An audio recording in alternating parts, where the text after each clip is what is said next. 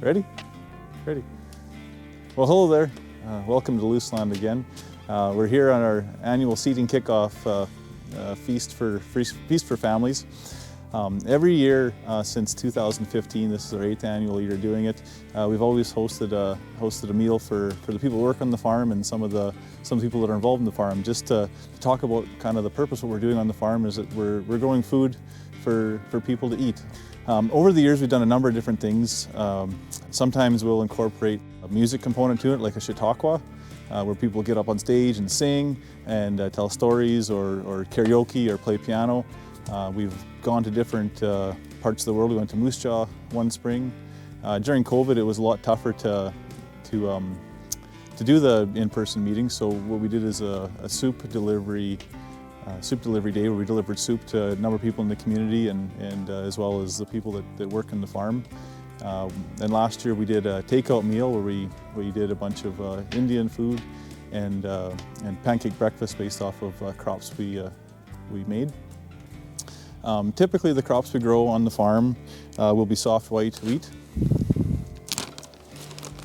So soft white wheat is used in many different mixes. So it can be used in malting wheat, wheat for malt. So what we do when we make malt wheat, that's for in craft beer or different beers that are made from wheat, like Grasshopper or other types of wheat beer. Basically, the soft wheat will go into that. You can also see it in unleavened breads like cookies, pastries, anything that doesn't rise. It'll be used as a flour. And it's also a main component of ethanol production, so you can use it for fuel for your car. Another crop that we grow a lot of is red spring wheat, or CWRS.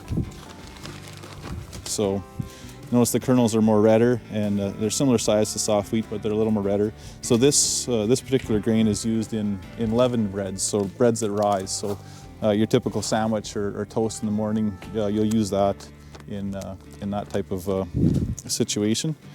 Another crop we grow is durum.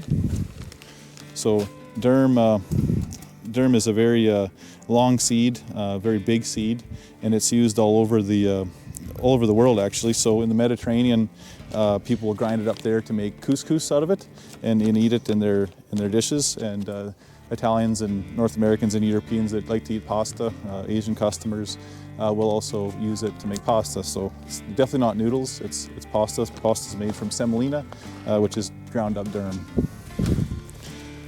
Another crop we grow is a pulse type of crop, and it's green peas. So green peas are very versatile. So they're used in a lot of snack foods. So if you had like wasabi peas where they've been deep fried, you'll see them in there, or lots of soups will use them in. We'll also see the green peas actually going into pea fractionation facilities. So if you've ever had like an Impossible burger or a plant-based burger, chances are it's made from a green pea or a yellow pea grown in this part of the world. Another crop that we started growing is Kabuli chickpeas. Kabuli chickpeas are also known as garbanzo beans, and you'll see them in salads, and it can also be ground up into flour too to be made into uses similar to like bread. Another staple pulse crop we grow is red lentils.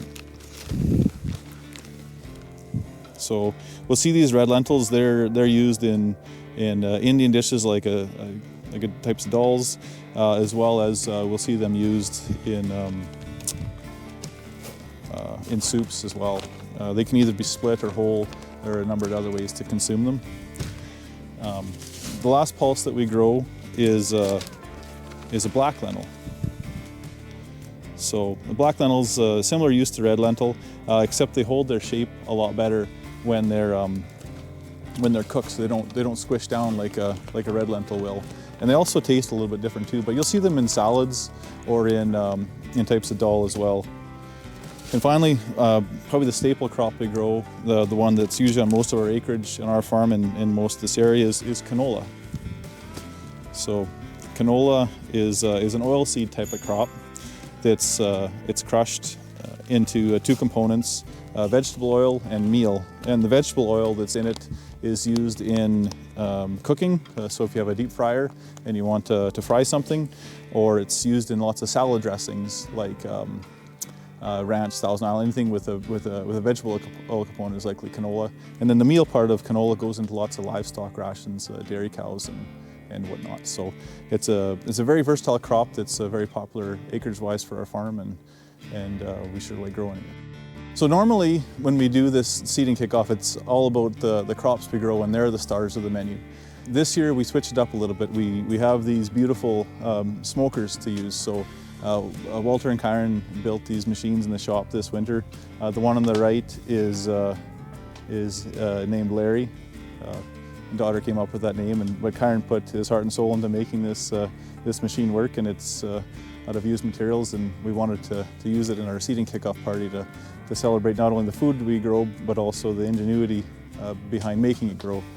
And then the one on the left here is actually it's a minion, and we're calling him Bob, and that was Walter's creation. So Walter poured his heart and soul into making this mobile smoker. So we have these two beautiful machines here that we thought it'd be nothing better to do than use them. So there's a bit of a story, a local story inside these two machines. The one on this side, the right side of me, that Kyron built, is actually Jesse's cooking a turkey. So we're not livestock farmers, but we have a small little poultry farm where we have ducks, chicken, and turkeys. And so the turkey in there is actually fed with grain from our farm and raised on our farm. And then in this smoker here, we've got pork shoulder and pork belly from a local farmer named Danny Oakes, just a few miles to the east of us.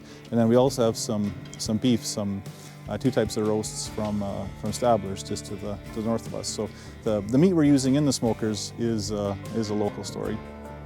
So this year, very similar to the past few years, we're going to plant about 20,000 acres, and it'll take us anywhere from between probably 16 to 21 days, depending on weather conditions and breakdowns. So this effort's it's a tremendous amount of being prepared and logistics and people being involved in the farm, and it doesn't happen without a lot of preparation and the people around making it really work well. So it's a very, very large effort and a very important effort to be done.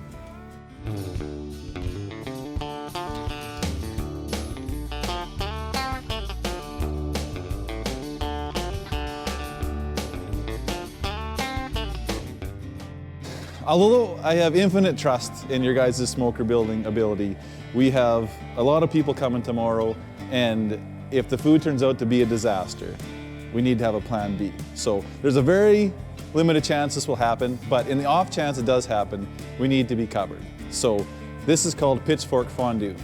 So what you have here is steaks on a pitchfork, and you have deep fryer going. We call it a turkey cooker, but basically it's a vat of boiling canola oil, and we like using canola oil because obviously we grow canola. And if for some reason, I mean, a very, very low chance is happening because extreme confidence in the smokers being built. But if it doesn't work, then we can cook a meal for everybody in a matter of minutes with the pitchfork fondue. So that's our backup plan.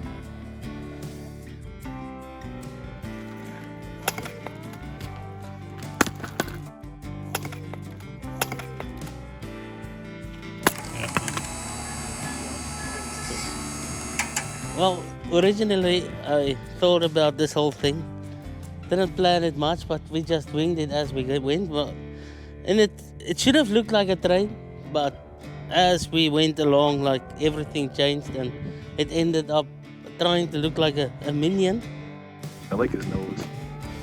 Like if the wife maybe wants to smoke, like she probably doesn't have all the power in the world to wheel this thing around. It's driving by itself. Can be a little bit improved, but yeah, that's what we have. Like, I think my firebox is like really low, so, and then I have all this room to smoke stuff. And I use some horseshoes. I do believe like horseshoes have some luck, so that might be just the thing that makes it. So I think I'll get like more, better, even heat through this whole system here. This should be colder, hotter here, but it looks like it's working so far. I'm not exactly sure. I'm just going off of what I watch on YouTube. Mine is more of a smoker than a golf cart or a goat cart. You do have, I don't know, ways to let more or less air in, more or less smoke in or out. Mine is a bigger smoke box, if that matters. Maybe that's not good or bad, I don't know. I'm assuming that has something to do with how you cook. I did a V-shaped thing and punched holes in it to let air through, and then you can get a coal bed on here and then put your logs across. I didn't hear about this design element down here, Kyron. What's going on there? I made a rack to store wood on. That's pretty fantastic. Learned a lot about how to fabricate things and which way to do it and order of operations. I don't think I did it exactly the way it should have been done, but it turned out fairly good, I think. Well, first we sourced a very, very lovely looking homegrown turkey that was grown on the home and farm, and we gave it a bath in a bucket for about 24 hours with a nice little soap, and now it's been spatchcocked and rubbed and injected, and it's ready to go in the oven and get cooked for a little while here now.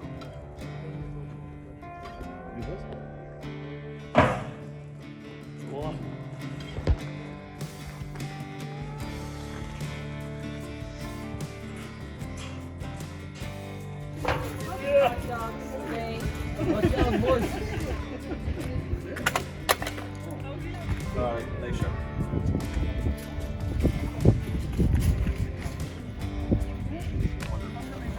Oh yeah. That's the blade roast in the pork shoulder. That looks amazing. What do you think? Well, we will have the proud product of Kyron's.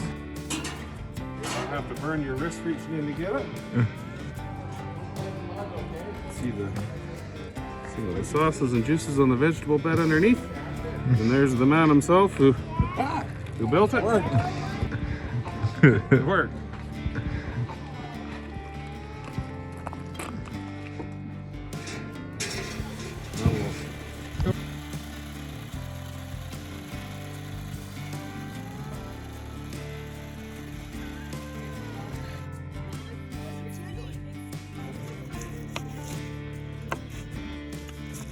Husband and wife slicing team. Goose deviled eggs with the pork belly.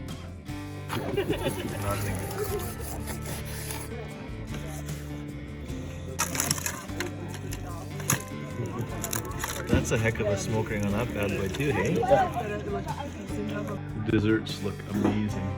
Cupcakes, smoked cream in the middle of those donuts, homemade donuts, and cheesecake. All right, well, everybody, welcome to the farm. This is a pretty monumental day.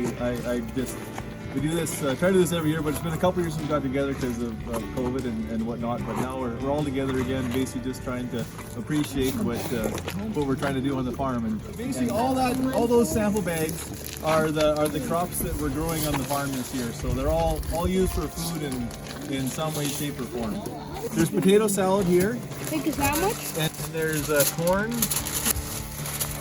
There's sauces. So this is a nice peppery sauce that'll go well with pretty much anything. There's onions here, we'll probably need a spoon for. There's horseradish that'll go really well with the beef. Grab a bun, grab some meat, put some sauce on, put some salad on your plate, and away you go. Before we start though, Jesse's gonna say a blessing.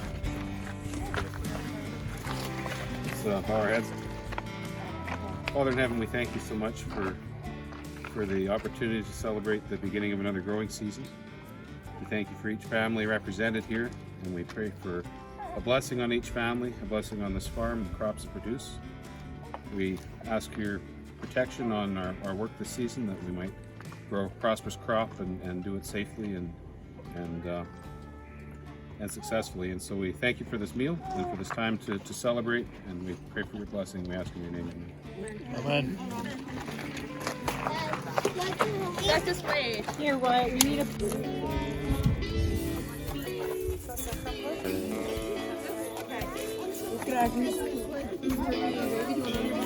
Yep, Sicilian. You want some salad? No. What about some potatoes and